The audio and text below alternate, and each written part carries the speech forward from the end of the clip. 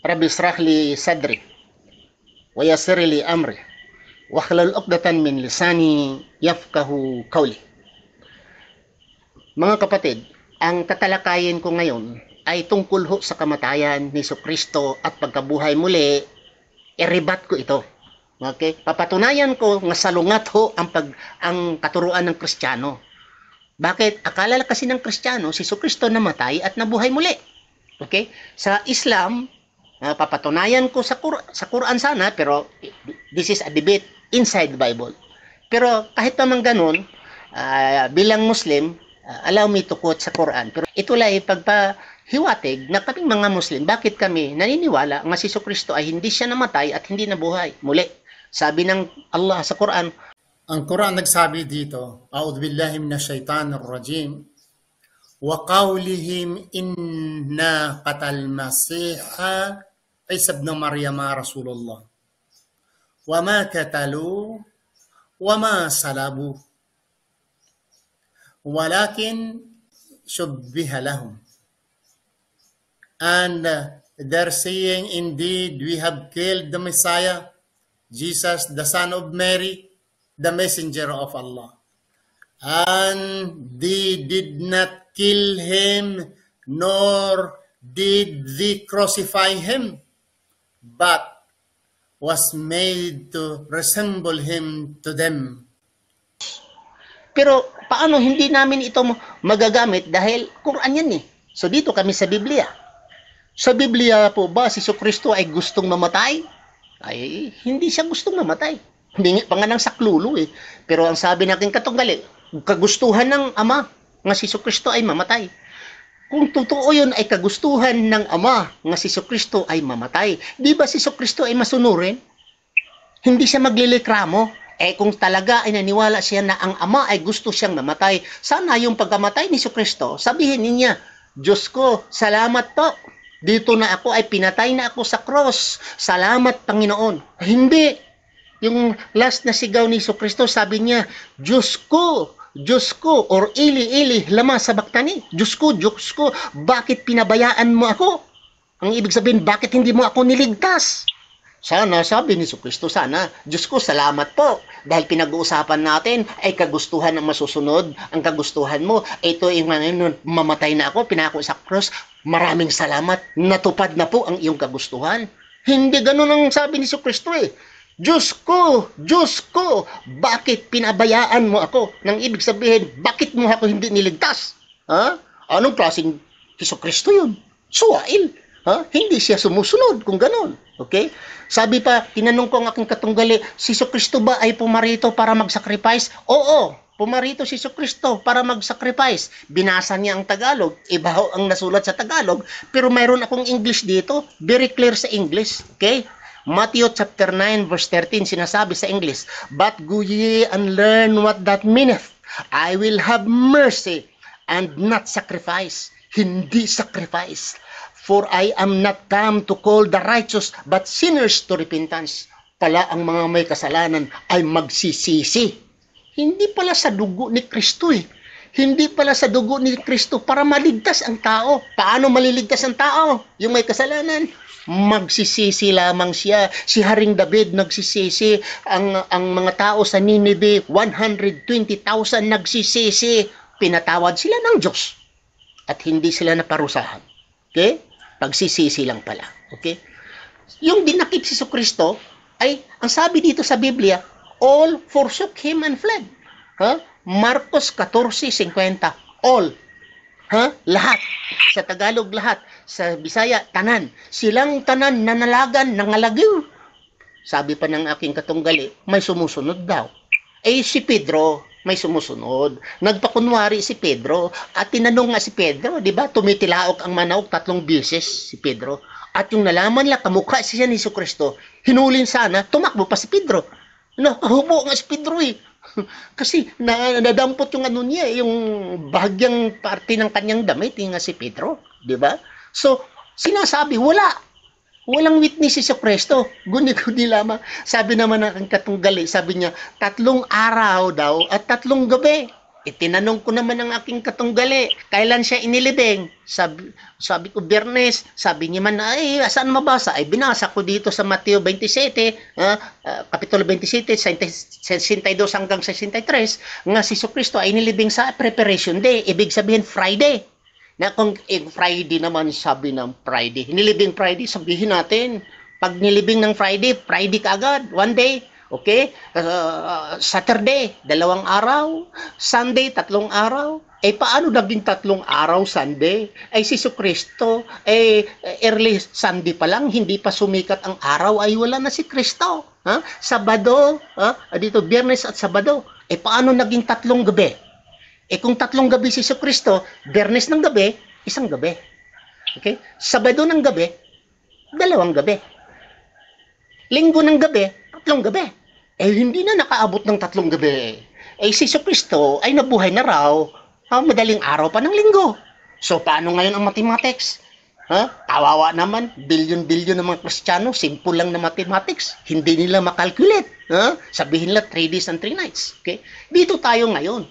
Mabasa ito sa Matthew chapter 12, verse 38 to 40. And then the scribes and Pharisees came to Jesus Christ and asking for a sign. Sign, meaning himala. Sagot ni Jesucristo, you evil and adulterous generation, you are seeking after a sign. There shall no sign be given unto you, except like unto Jonah. For Jonah was 3 days and 3 nights in the belly of the whale, so shall be the Son of Man, shall be 3 days and 3 nights in the heart of the earth. Ang sinasabi ni Jesucristo, kagaya ni Jonas. Si Jonas daw ay 3 gabi at 3 araw sa loob ng tiyan ng balyena. Ganun din si Jesucristo, 3 araw at 3 gabi. Tanong, yung si Jonas ay dito sa loob ng balyena, tiyan ng balyena si Jonas, patay o buhay? Buhay si Jonas Buhay si Jonas. Kung si Jesucristo dito sa mundo, sa loob sa earth, planetang earth, dito si Jesucristo sa loob ng 3 days and 3 nights, patay si Jesucristo. Pareho siya ni Jonas? Ay hindi. Dahil si Jonas ay buhay, dapat si Jesucristo dito ay buhay rin sa loob ng mundo. Nagkakontradikto. Alang-alang naman sinong paniniwalaan natin, yung mga Kristiyanong nagsasabi ngayong napatay talaga si Jesucristo, or si Jesucristo nagsasabi na kagaya ni Jonas, hindi ako patay. Yun ang ibig sabihin, hindi ako patay. For Jonah was 3 days and 3 nights in the belly of the whale, so shall be the Son of Man 3 days and 3 nights in the heart of the earth. Hindi siya patay. Dito naman sinasabi, nga tinanong ko siya, nga kasi dito sa 1 Corinthians chapter 15 verse 44, ang tao dang ililibing, basahin ko dito sa English, it is sown in natural body, it is raised in spiritual body. There is a natural body and there is a spiritual body.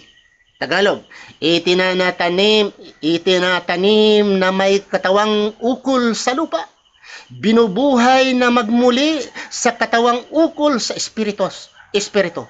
Kung may katawang ukol sa lupa at may katawang ukol sa espiritu naman. Nang ibig sabihin pala, pag itinanim, nilibing tayo sa ating katawang ukol sa lupa, pag mabuhay tayo magmuli, ay maging espiritu. Sabi sa Biblia, 1 Corinthians chapter 15 verse 44.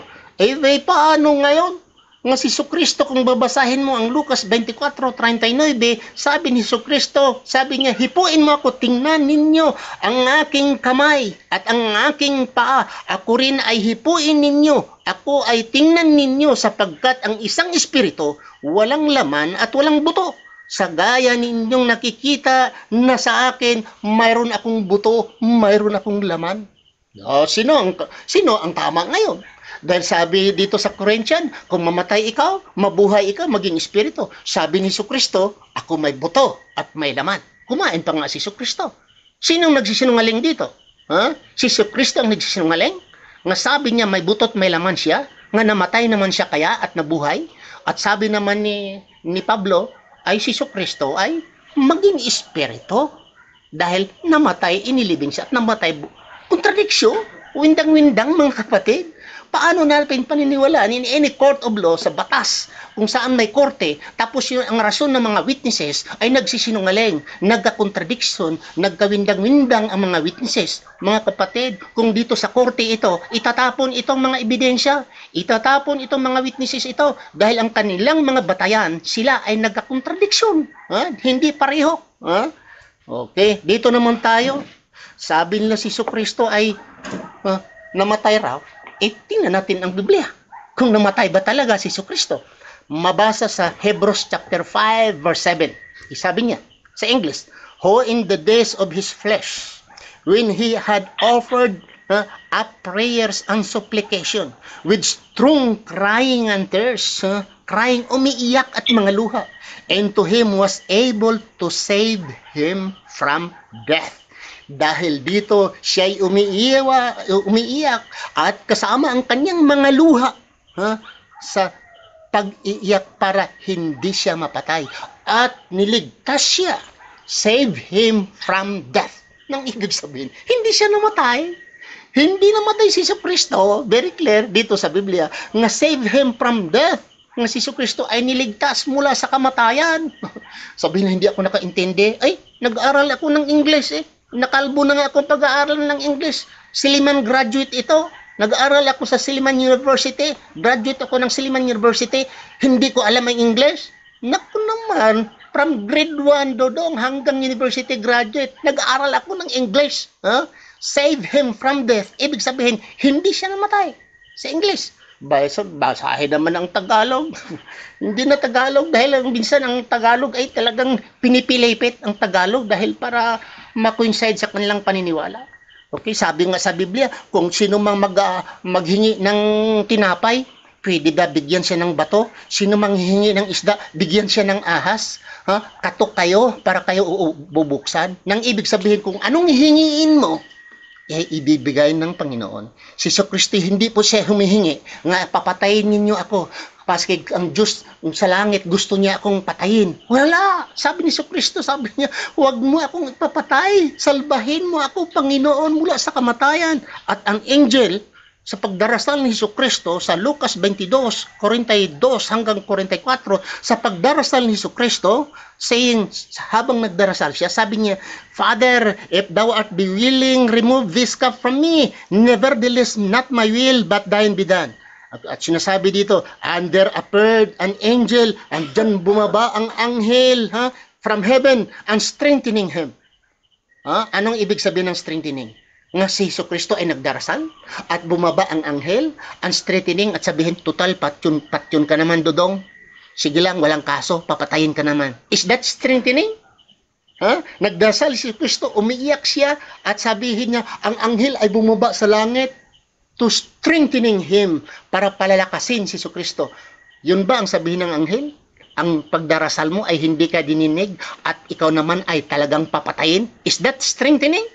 Pero kung sinasabi ng anghel, ang iyong pagdarasal ay dininig ng Diyos at hindi ka mapatay, yan ay strengthening. Yan ang Biblia, bumaba daw ang anghel and strengthening Jesus Christ, pinapalakas loob. Tagalog natin dito. At napakita sa kanya ang isang anghel na mula sa langit na nagpapalakas sa kanya. Nagpapalakas sa kanya. Diba? Anong ibig sabihin nagpapalakas? Nang ibig sabihin, huwag kang matakot. Huwag kang mapatakot dahil liligtasin ikaw, kapatid. Okay? So ito lang ho, mga kapatid. Kung mayroon pang natitira, Mr. Abdul Halim, kung mayroon pang natitira, I just waive my rights para bigyan pong mga panahon ng katanungan sa ating katunggali.